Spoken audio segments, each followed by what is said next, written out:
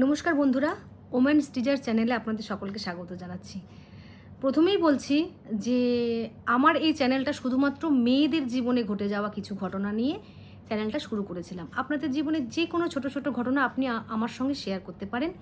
Description বক্সে আমার WhatsApp number দেওয়া থাকবে, সেখানে অবশ্যই আমার সঙ্গে যোগাযোগ করবেন। ছোট ছোট ঘটনা মানে যেগুলো আমরা মনে করি যে হয়তো কারোর কাছে ম্যাটার করে না, আবার আমরা এটাও ভাবি যে এই জিনিসগুলো আরও অনেকে জানা উচিত। তো এইরকম অনেক কিছু ঘটনা দিন রাত আমাদের সঙ্গে ঘটে, আমরা যেগুলোকে নিয়ে ইগনোর করে চলি বা যেগুলো আমরা সিরিয়াসভাবে নিই না। তো সেই কারণেই আমার এই চ্যানেলটা। তো আমি চেষ্টা করছি আবার ভিডিও কন্টিনিউ দেওয়ার জন্য। আজকে যেটা বলবো যে বিগত নভেম্বর মাসে আমি বৃন্দাবন মথুরা ট্যুর করেছিলাম একা। তো অনেকেই আমার ফেসবুকে জানতে চেয়েছে আমাকে যে আমি একা কি করে ট্যুর করলাম। তো এই ভিডিও সেটাকে নিয়েই, এবং এটা একটা পার্টে হবে না, কারণ বৃন্দাবন মথুরা এবং বার্সানা আমাদের অনেকগুলো জায়গা থাকে যেগুলোকে নিয়ে অনেকগুলো পার্টি আমাকে করতে হবে, 2 বা 3টে বা 4টে খুব বেশি হলে পার্টি আমাকে বলতে হবে। তো ব্যাস ওটা নিয়েই এই ভিডিওটা করছি। শুধুমাত্র একটা জিনিসই বলার যে একা আমি বৃন্দাবন মথুরা ট্যুর করেছি। তো সেটা খুব খুব টাফ কোনো ব্যাপার নয়, প্রত্যেকের কাছেই এটা খুব সহজ। তো সেই কারণেই, কারণ হাতে মোবাইল আর অ্যাকাউন্টে পয়সা সাফিসিয়েন্ট থাকলে আজকের ডেটে মেয়েরা কোথাও যেতে কোনো প্রবলেম নেই। তো এই পার্টে আমি প্রথম পার্টে যেটা বলবো যে আমি আমার ট্যুরটা কিভাবে তৈরি করেছিলাম। তো বৃন্দাবন যাব অনেক দিন থেকে ভেবেছি, এর আগেও টিকিট করেছিলাম কিন্তু যাওয়া হয়নি। ওই যে কথাই বলে না, রাধারানী না ডাকলে নাকি যাওয়া হয় না, বা রাধারানীর বুলাওয়া না আসলে নাকি বৃন্দাবন যাওয়া হয় না, শ্রীকৃষ্ণ না ডাকলে বৃন্দাবন যাওয়া হয় না। এবং কথাই বলে, যাদের ভিডিও দেখেছি প্রভাবিত হয়েছি। তো এমন একটা পরিস্থিতিতে আমি অনেকবার টিকিট করেও আমার ক্যান্সেল হয়ে যায়, হয়তো ঠাকুর চায়নি। তো এবারে যে ট্যুরটা আমি করেছিলাম এটা একদম আমার নিজের ইচ্ছায়।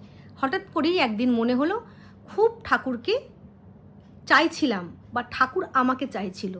এবং আমাদের কি হয়, যখন আমরা খুব মানসিকভাবে বিপর্যস্ত থাকি বা আমাদের মাথা বা মন মস্তিষ্ক কোনো রকমভাবে কাজ করে না, তখনই আমরা ঈশ্বরের শরণাগতি হই।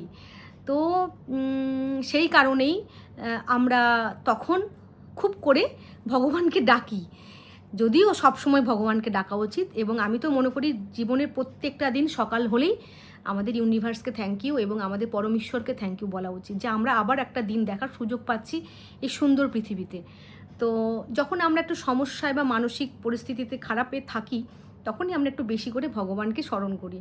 তো যাই হোক, এবারেও ভাবছিলাম যে এবার যেতেই হবে আমাকে যেভাবেই হোক। এই কারণেই আমি মোবাইলের অ্যাপ থেকে কনফার্ম টিকিট থেকে আমি ট্রেনের সিট বুক করি।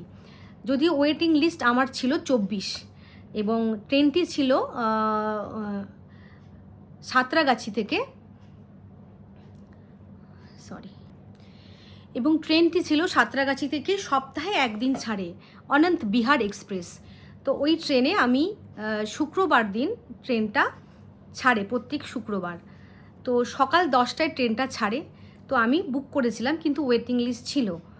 তো যত দিন এগিয়ে আসছিল আমি ওয়েটিং লিস্টটা দেখতাম আর মনে মনে একটু ভয় পেতাম যে হয়তো এবারও যাওয়া হবে কি না, কিন্তু প্রিপারেশান নিয়েছিলাম সম্পূর্ণভাবে।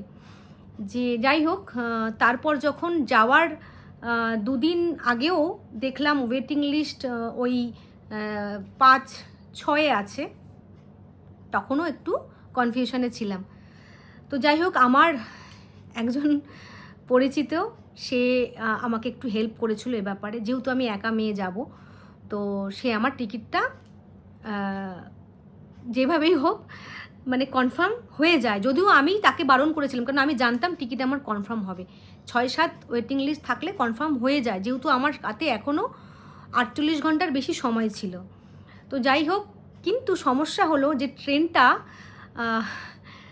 লেট করে। সকাল 10টায় সাঁতরাগাছি থেকে ছাড়ার কথা, সেই ট্রেনটি আমরা সকাল রওনা হয়, ট্রেনটা হচ্ছে বিকেল 4টের সময়। মানে সকাল 10টা থেকে বিকেল 4টে পর্যন্ত আমি বসি সাঁতরাগাছি স্টেশনে। যাই হোক, অবশেষে ট্রেনটা ছাড়ে 4টের সময় এবং ট্রেনে আমি বসি এবং যাওয়ার সময় আমার আপার বার্থে সিট পড়েছিল এবং আসার সময়ও আমার সাইড আপার বার্থে সিট পড়েছিল। তো ট্রেনটা আমার ছিল সাঁতরাগাছি থেকে আলিগড় পর্যন্ত, কারণ বৃন্দাবন বা মথুরা পর্যন্ত ট্রেন আছে, কিন্তু সেটা একটাই ট্রেন মথুরা পর্যন্ত, এবং সেই ট্রেনের ওয়েটিং লিস্ট ছিল অনেক অনেক বেশি। তো যাই হোক, আমি রওনা দিই বিকেল 4টের সময়, প্রচণ্ড লেট ট্রেন, এবং ট্রেনটা আলিগড় পর্যন্ত ছিল। তো যাওয়ার সময় অসুবিধা হয়নি, কারণ ওটাও আমার ছিল 3rd এসিতে। তো যাই হোক, আলিগড় স্টেশন পৌঁছেছিলাম। আমি পুরোটাই প্ল্যান করি মেক মাই ট্রিপ থেকে, এবং হচ্ছে ইগজিগো থেকে আমি বুক করি হোটেল, গাড়ি, এইগুলো, এই দুটো অপশান আমি নিয়েছিলাম। তো মেক মাই ট্রিপ থেকে আমার গাড়ি ছিল আলিগড় জাংশনে দাঁড়িয়ে, সেটা পৌঁছায় পরের দিন বিকেল 4টের সময়, এবং আলিগড় থেকে আমি রওনা দিই।